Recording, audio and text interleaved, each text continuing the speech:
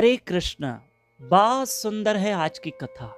लेकिन इस बीच में बता दें कि 2 जुलाई मंगलवार के दिन एकादशी है, ये ध्यान में रखना। एक बहुत बड़ा धनवान सेठ था।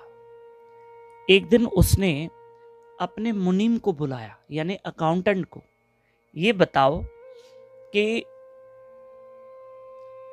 मेरे पास कुल मिलाकर कितनी संपत्ति है, मेरे जितने व्यापार है, घर है, मकान है, कैश है, जो भी है, बताओ मेरे पास कितना धन है। मुनीम ने उसको गिनने में 7 दिन लग गए। कहा, सेठ जी बधाई हो, आपके पास इतनी संपत्ति है कि आपकी 7 पीढ़ियां खा सकती है। सेठ जी चिंता में आ गए। अरे 7 पीढ़ियां खा सकती है तो फिर मेरी 8वीं पीढ़ी का क्या होगा। सेठ को यह चिंता थी कि मेरी 8वीं पीढ़ी का क्या होगा। तब मुनीम ने कहा, आप इसकी चिंता कर रहे हैं, आप ये तो सोचिए आपकी 7 पीढ़ियां खा सकती है ना।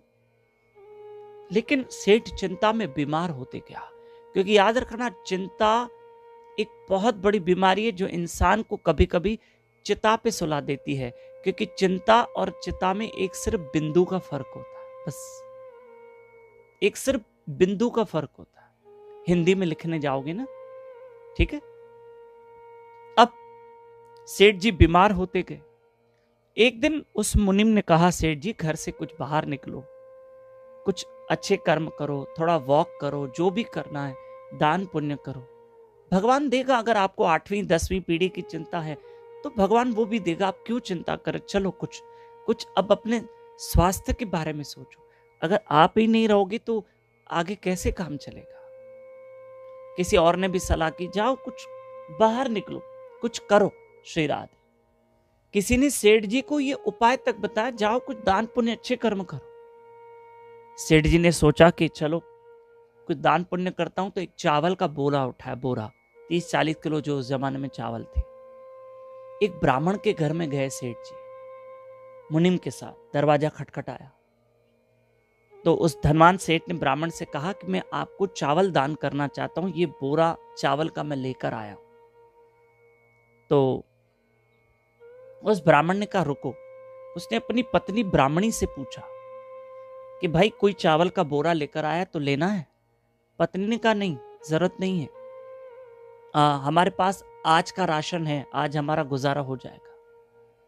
तो ये सेठ धनवान ने भी सुन लिया, तो कहा, ठीक है, आज का आपका गुजारा हो जाएगा तो आप कल के लिए ले लीजिए। तो ब्राह्मण ने कहा, मैं नहीं ले सकता। क्यों नहीं, बस आज का हमारा गुजारा हो जाएगा। तो कल क्या करोगे। बोला, कल भी मिलेगा। तो बोले, कौन देगा। बोला, जो आज जिसने खिलाया है, जिसने आज की व्यवस्था की है, वो ऊपर वाला कल की भी व्यवस्था करेगा। कल को मैं आपसे चावल का बोरा लेके रखूं और उसमें मेरा मुंह पड़ जाए, कहीं ऐसे ना हो उस चक्कर में इसको कहाँ रखूं, कहाँ संभालूं, क्या करूं। इसलिए ऐसा ना हो कि मेरा ध्यान भजन भक्ति से हट जाए और मैं इसी में फंसा रहूं। जिसने आज दिया है वो मुझे कल भी खिलाएगा, मुझे उस पर विश्वास है। आज भी तेरा आसरा, कल भी तेरी आस, मुझे उस पर विश्वास। जिसने आज दिया वो कल भी देगा। तब उस मुनीम ने उस सेठ से कहा, इस ब्राह्मण को कल की चिंता नहीं है और आप 8वीं पीढ़ी की चिंता कर रहे हो। बस इस कथा का सिंपल सा मॉरल है, आप कहीं दाएं बाएं इस कथा को अलग वे से मत सुनो, इस वे से सुनो कि देने वाला ईश्वर बैठा है। आप जरूर अपने बच्चों के लिए रखो, क्योंकि आज कलयुग दौर ऐसा है, पर कितनी पीढ़ियों की चिंता करोगे। नहीं, ऐसे ना हो कि उस चिंता में हमें तकलीफ हो, ऐसा कुछ मत करना। बस आप जरूर अपने परिवार के लिए सोचो, मैं मना नहीं कर रहा हूं, पर उसका मतलब ये नहीं कि हम सिर्फ यही सोचते रहें कि मेरी 2री, 3री, 4थी, 5वीं, 6वीं पीढ़ी का क्या होगा। हाँ, जिस परमात्मा ने हमें दिया है वो आगे हमारे परिवार को भी देगा, सबका भरण पोषण करेगा। देखो, एक बात सुनना, आप अपने बच्चों की चिंता करो, ठीक है, आपके बच्चे अपने बच्चों की चिंता करें, पक्का, ठीक है। देने वाला परमात्मा है, जरूर देगा। ये कथा जरूर आगे फॉरवर्ड करना, जो छोटी छोटी बात की चिंता करते हैं उनके लिए फॉरवर्ड करना। और नए भक्त हमारे साथ कथा में जुड़ सकते हैं इस नंबर पे 7066728666। इसी नंबर पे व्हाट्सएप पे अपना और अपने शहर का नाम जरूर लिख के भेजें। हरे कृष्ण।